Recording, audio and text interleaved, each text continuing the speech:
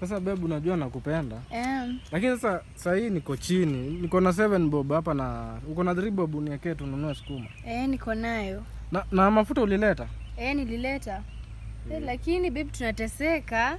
Sasa unajua ndio mtu aomoke. Tunaenda process. Sasa ukikosa kustick na mimi, sasa sijui. Sasa mimi nitakusahau. Wewe si utafuta hata mjengo. Sasa si ndo nang'ang'ana. Sasa nang'ang'ana natafuta naleta hiyo 2K. Tena wewe unaenda kuweka nails.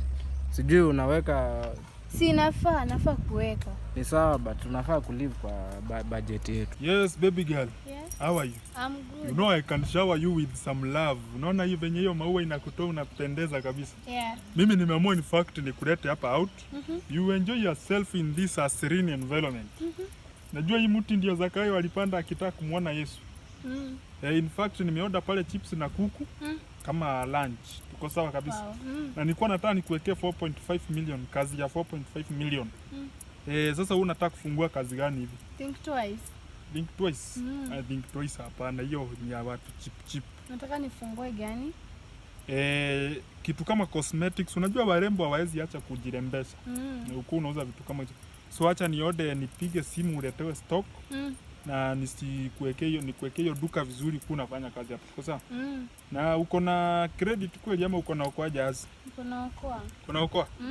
Acha nikuwekee 50,000 ya airtime. Na uko na sapa? Hapana. Hauna sapa?